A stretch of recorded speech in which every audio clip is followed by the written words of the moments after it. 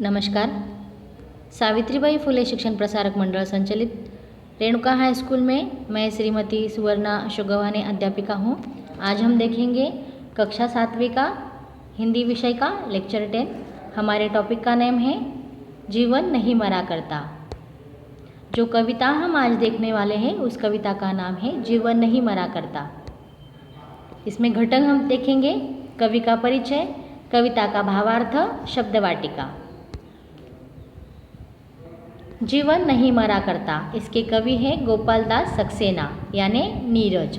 इनका जन्म हुआ है 4 जनवरी 1924 को पुरावली इटावा में उत्तर प्रदेश में। इनकी रचनाएं हैं बादर बरस गयो, नीरज रचनावली, नीरज की गीतिकाएं, दर्द दिया है। इनका परिचय देखो, पद्म भूषण गोपाल दास सक्सेना नीरज जी कवि सम्मेलनों में मंचों पर काव्यवाचक एवं विख्यात गीतकार है।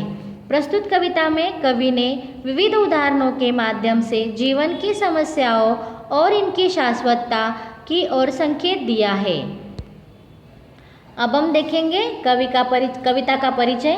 जीवन में एक बार असफल हो जाने का यह अर्थ कभी नहीं होता कि जीवन समाप्त हो गया है। हमें निराश न होकर फिर से प्रयास करना चाहिए, यह कवि ने इस कविता में बताया है।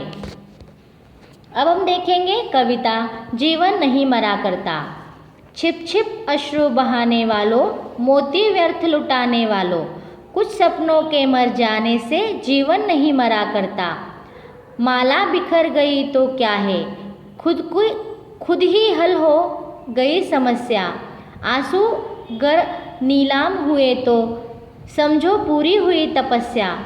रूठे दिवस मनाने वालों, फटी कमीज सिलाने वालों, कुछ दीपों के बुझ जाने से आंगन नहीं मरा करता है। खोता कुछ भी नहीं यहाँ पर, केवल जिल्द बदलती पोथी। जैसे रात उतार चांदनी, पहने सुबह धूप की धोती। वस्त्र बदल कर आने वालों, चाल बदल कर जाने वालों, चंद खिलौनों के खोने से बचपन नहीं मरा करता। कितनी बार गगरियाँ फूटी, शिकन पर आई पनघट पर, कितनी बार किश्तियाँ डूबी, चहल पहल वो ही है तट पर। तम की उम्र बढ़ाने वालों, लोग की आयु घटाने वालों, लाख करे पतझर कोशिश पर उपवन नहीं मरा करता। लूट लिया माली ने उपवन, लूटी न लेकिन गंध फूल की। तूफानों तक ने छेड़ा पर, खिड़की बंद हुई धूल की। नफरत गले लगाने वालों, सब पर धूल उड़ाने वालों, कुछ मुखड़ों की नाराजी से दर्पण नहीं मरा करता है। अब देखेंगे कविता का सरल अर्थ। यदि हमारा कोई सपना पूरा न हो पाए, समय से पहले ही टूट जाए, तो हमें निराश नहीं होना चाहिए। छिप छिप कर रोना नहीं चाहिए। आंसू रूपी मोतियों को व्यर्थ नहीं बहाना चाहिए। कुछ सपने यदि पूरे नहीं हो सके तो जीवन समाप्त नहीं हो जाता। माला यदि टूटकर बिखर गई तो चिंता नहीं करनी चाहिए। यदि हमारे आंसुओं पर लोगों का ध्यान जाता है तो समझना चाहिए हमारी तपस्या पूरी हो गई। परिस्थितियों से हारकर रूठकर बैठ जाना समस्या का हल नहीं होता। यदि कमीज फट जाए तो उसे सिला लेना पड़ता है, फेंक नहीं दिया जाता। हमें यह ध्यान रखना चाहिए कि आंगन में जलते दीपों में से कुछ यदि बुझ जाए तो भी बाकी दीप आंगन में अपना प्रकाश फैलाते रहते हैं। इस दुनिया में कुछ भी समाप्त नहीं होता, केवल उसका रूप बदलता रहता है।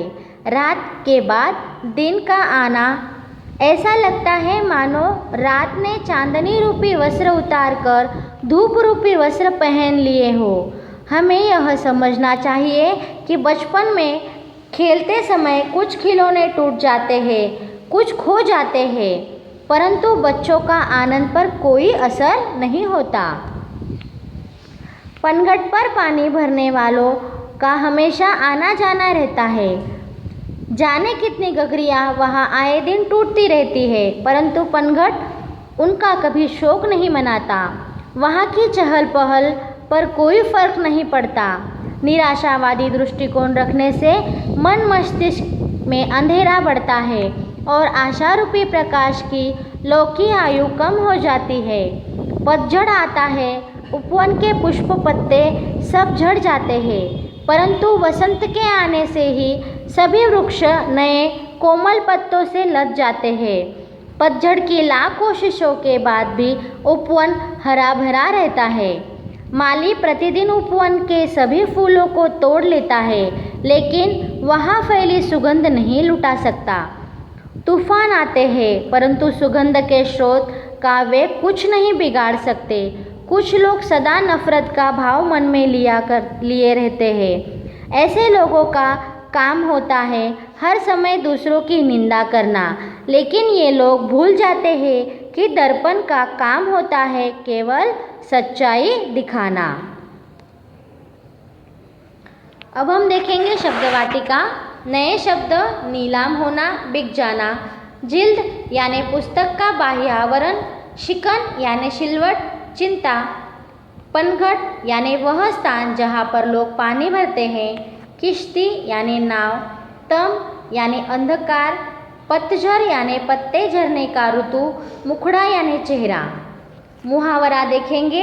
गले लगना यानी प्यार से मिलना। अब हम आगे के लेक्चर में अभ्यास 1 देखेंगे। धन्यवाद।